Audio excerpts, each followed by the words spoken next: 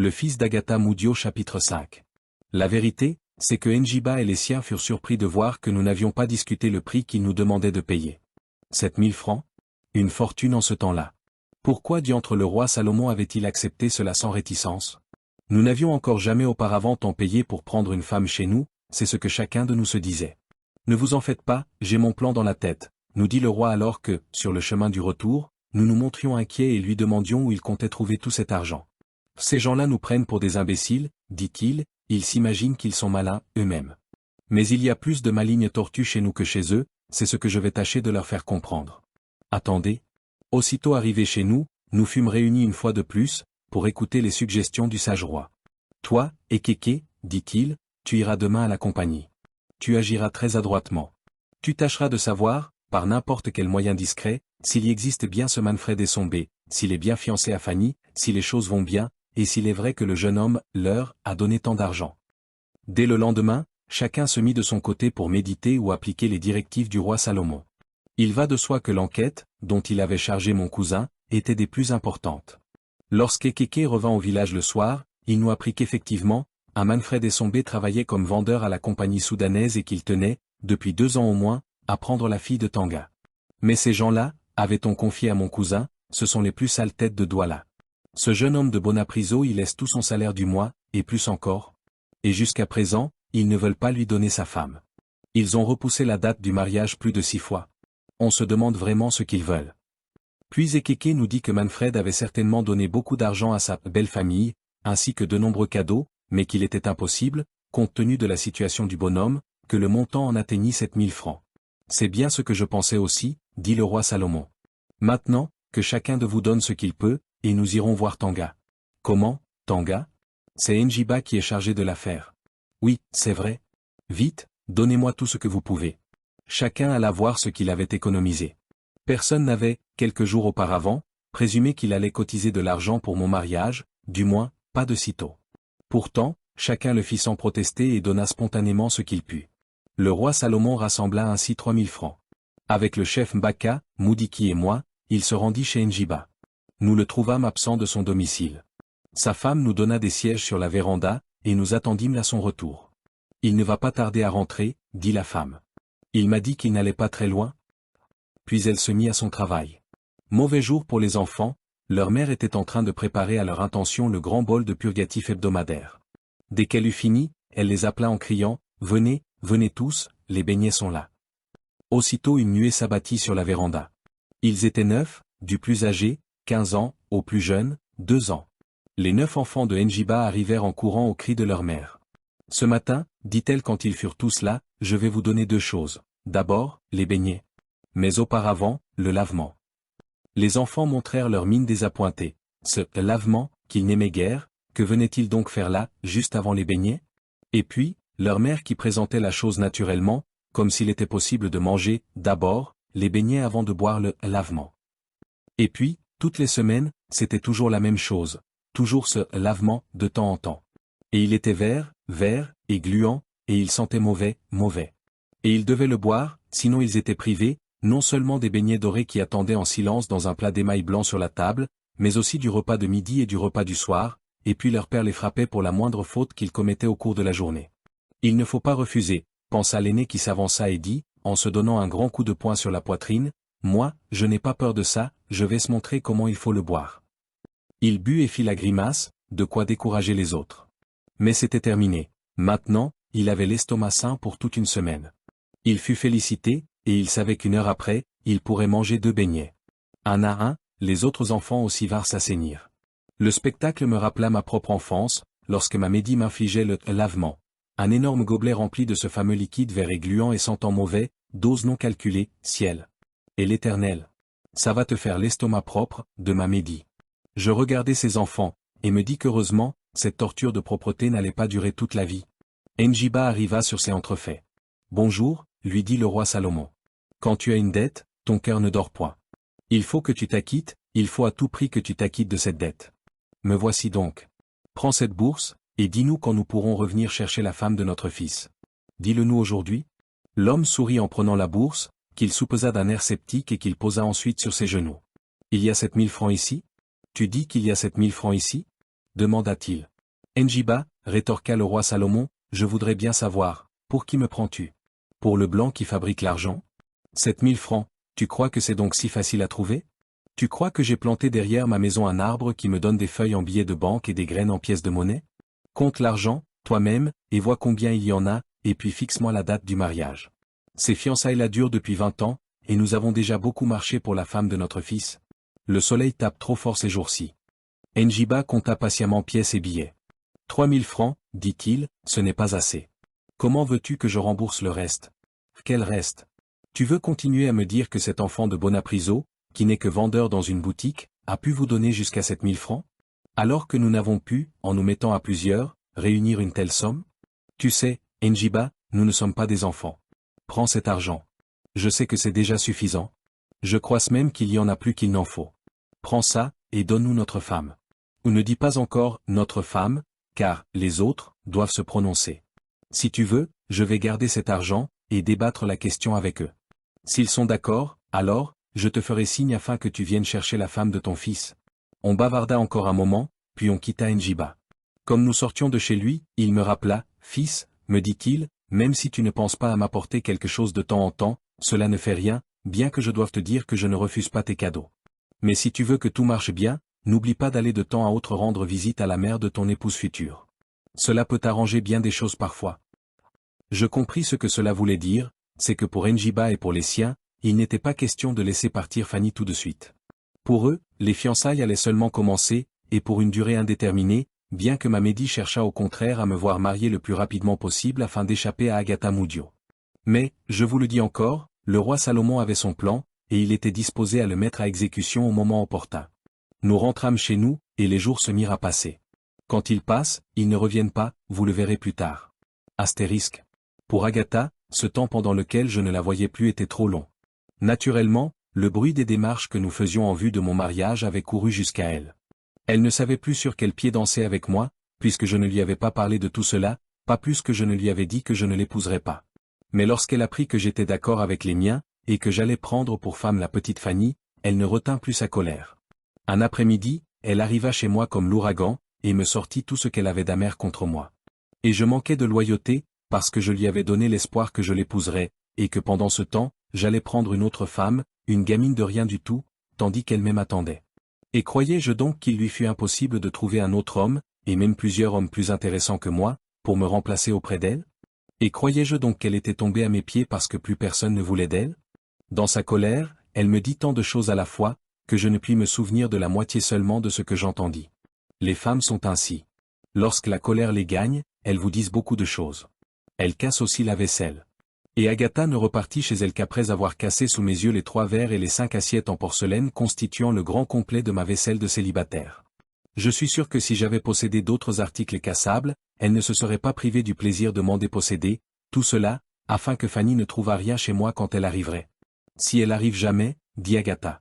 Sa conduite faillit m'excéder, et je fis des efforts surhumains pour ne pas éclater à mon tour. Je ne voulais pas que Mamedi, en rentrant de sa plantation le soir, mourût d'une crise cardiaque en apprenant que cette fille de mauvaise vie était venue allumer une bagarre scandaleuse chez nous, en plein jour, ce qui aurait signifié, pour ma mère, que ces derniers temps encore j'avais donné à Agatha le sentiment que je l'épouserais.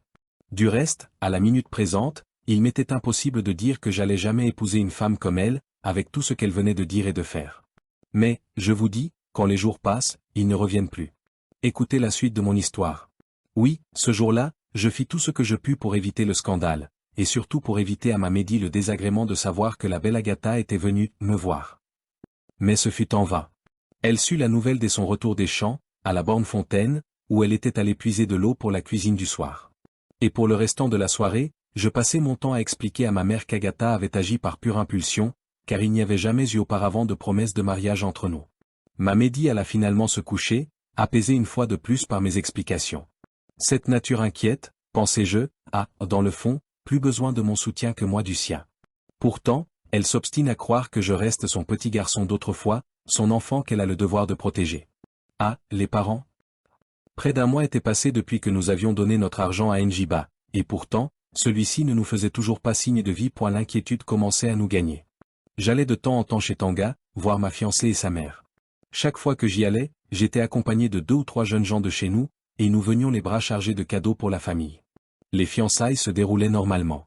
Pourtant, je ne pouvais rien savoir de la suite des négociations pour mon mariage, en parlant avec Tanga, le propre père de ma fiancée. Car c'était Njiba seul qui en avait la responsabilité. 2 mois se passèrent, pendant lesquels je n'allais plus à la pêche que pour quelques jours, bien que la saison de la pêche en haute mer fût déjà venue. Finalement, un soir, le roi Salomon alla trouver Moudiki et le chef Mbaka. « C'est assez maintenant, leur dit-il. Il faut agir. Car supposer un seul instant que cet ivrogne de Njiba n'ait même pas remis l'argent au sien, et qu'il le dépense à boire, cela voudrait dire que nous aurions tout perdu, y compris les cadeaux sans nombre que notre fils ne cesse d'offrir à la famille de Fanny. Cela est impossible, dit le chef Mbaka. Tu sais bien qu'ils ont déjà rompu les fiançailles avec ce petit de Bonapriso. Depuis qu'il s'y rend, la loi ne nous a jamais rapporté qu'il a rencontré le jeune homme chez Tanga, pas une seule fois depuis qu'il y va. Ses amis qui l'accompagnent non plus. Donc, c'est clair, les autres fiançailles sont rompues, et pour nous, tout est en bonne voie. Je ne sais ce qui t'inquiète. Ce qui m'inquiète, c'est le temps qui passe sans que nous sachions où nous en sommes avec ces gens-là. Moi je me méfie d'eux. Oui, dit Moudiki, je crois que le roi a raison, Mbaka. Pourquoi diable Njiba ne nous dit-il pas ce qu'ils ont fait de notre argent? Cela me semble bizarre, nous donnons de l'argent, et nous n'avons pas notre femme, et nous ne savons pas ce que l'argent lui-même est devenu. Et ils ont le toupet de nous parler d'un mariage gratuit. Je pense qu'il faut agir, chef, et agir tout de suite. Moudiki perdait confiance même en ses frères dès qu'il s'agissait d'une question d'argent. Mais il avait raison, cette fois-ci, il fallait agir.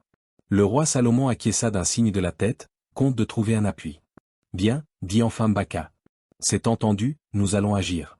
Salomon, tu n'as qu'à appeler les jeunes gens que nous avons désignés pour cela, et te leur dire que c'est pour demain soir. Demande à la loi s'il va voir sa fiancée demain soir. S'il y va, alors, ce sera, pour après-demain soir. S'il n'y va pas, fais comme nous avons décidé d'opérer. Le lendemain soir, je n'avais aucune intention d'aller chez Tanga. D'abord, je n'avais pas d'argent à dépenser en cadeau ce jour-là, ensuite, je voulais aller voir, mais oui, Agatha Moudio, que je n'avais pas revue depuis le jour où elle avait tout cassé chez moi. Quand je vous dis que je l'aimais, 2 raisons principales me poussaient à aller la voir le lendemain soir. D'une part, j'apprenais qu'elle s'était remise à jouer avec la vie d'une manière, assez désordonnée, assez scandaleuse, comme disaient les gens de chez nous qui lui reprochaient de nouveau ses longues et inexplicables sorties au quartier européen.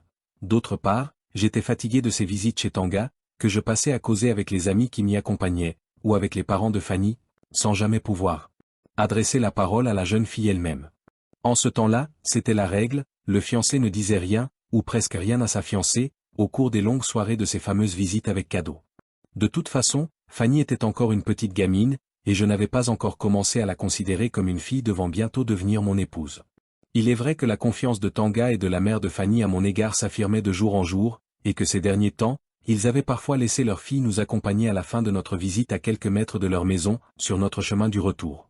Mais je ne pouvais pas dire que cette petite compagne timide jusqu'au mutisme me ravit tellement le cœur. Non, dis-je au roi Salomon, je ne vais pas chez Tanga demain soir, j'irai un autre jour. C'est bon, fils, je voulais simplement savoir. Et que fais-tu demain soir? Demain soir? Demandai-je au roi Salomon, un peu embarrassé, et vous savez bien pourquoi. Demain soir? Je ne fais rien de spécial, je serai chez moi, je vais me coucher, je me sens un peu fatigué depuis quelques jours. Je me reposerai. Pourquoi donc? Oh, pour rien, fils, pour rien, je voulais simplement savoir. Et il s'en allait à point et il faut que je vous explique. En ce temps-là, lorsqu'un jeune homme de chez nous avait une fiancée, il avait le devoir d'aller de temps en temps rendre visite à sa future, c'est-à-dire surtout aux parents de celle-ci, puisqu'en principe il ne lui était pas laissé le loisir de causer tranquillement avec la fiancée. Des amis du jeune homme l'accompagnaient généralement, et de ce fait, étaient connus de la famille de la jeune fille. Ainsi, le jour où le jeune homme, pour une raison ou une autre, ne pouvait pas se présenter lui-même, ses amis avaient le droit de le remplacer pour faire la cour à la jeune fille. Le soir où je décidai d'aller plutôt chez Agatha que chez Tanga, certains de mes amis pouvaient donc se rendre à ma place chez mes futurs beaux-parents, sans que cela parût déplacé à personne. C'est ce qui se passa. Le roi Salomon envoya mes amis chez Tanga, à l'heure normale de la visite du soir, avec quelle consigne? Vous le saurez tout à l'heure. Ebanda, Toko, et bien entendu mon cousin Ekeke, étaient les agents officiels de cette mission nocturne. Mais, pour une fois, ils étaient accompagnés par 4 autres jeunes gens de notre village, qui n'allèrent pas, eux, chez Tanga, ils attendaient dans la rue la suite des événements. La maison de Tanga ne donnait pas dans la rue. On quittait celle-ci, et l'on s'engageait dans un sentier traversant un jardin planté de manioc du Sénégal, comme les femmes d'Ouala appellent cette variété de manioc, pour je ne sais quelle raison. Au fond du jardin, enfin, se dressait la maison de Tanga, sol relevé de terre battue, mur fragile en natte de raffia, toiture en tôle ondulée, elle avait la fière apparence de celle d'un homme vivant aisément. Tout autour d'elle, dans une cour au sol sablonneux blanc, s'élevaient les maisons plus petites de ses épouses. Il y en avait 3. C'était dans cette cour que, par temps clément et par nuit de lune, nous avions l'habitude de nous asseoir en compagnie des parents de Fanny, et de deviser jusqu'à des heures très tardives de la nuit. Et ce soir-là, Ekeke et ses compagnons firent comme à l'accoutumée. Ils dînèrent chez Tanga, et puis ce fut la longue veillée au cours de laquelle on se racontait les histoires les plus diverses. À la fin, la femme de Tanga bâilla. « Tu as sommeil, femme ? Quel est donc ce sommeil qui te vient à l'heure du coucher des poules, comme si tu étais sans résistance ?» Elle essaya de résister, voulant prouver à son mari qu'elle n'était pas une poule à aléto au lit. Mais bientôt, le sommeil fut le plus fort. Wonjay, la mère de Fanny, bougea de la tête, involontairement, comme quelqu'un qui somnole et ne sait plus rien faire pour s'en empêcher. « Va te coucher, » dit son mari. « Ne reste pas là à nous donner envie de dormir, à nous aussi. » « Et nous aussi, » dit Toko, l'un de mes amis, « nous aussi, nous allons nous retirer, il commence à se faire tard. »« Fanny, tu ne veux pas nous raccompagner jusqu'à la porte du jardin ? Juste là, dans la rue, et puis tu reviens. »« Oh, » dit Fanny, avec ces histoires de fantômes que vous n'avez cessé de raconter, j'ai peur à présent, j'ai peur, je ne sais comment je vais pouvoir dormir cette nuit, et tu me demandes de vous raccompagner ? Allons, Fanny, dit le père Tanga. Tu grandis, tu es un fiancé et tu trouves le moyen d'avoir peur comme si tu étais une gamine ? Il faut que tu apprennes les bonnes manières. Quand des étrangers viennent te voir chez toi, il faut que tu les raccompagnes un bout, sinon, ils sont en droit de penser que tu es mal élevé, et c'est moi, ton père, qui en aurai honte en fin de compte.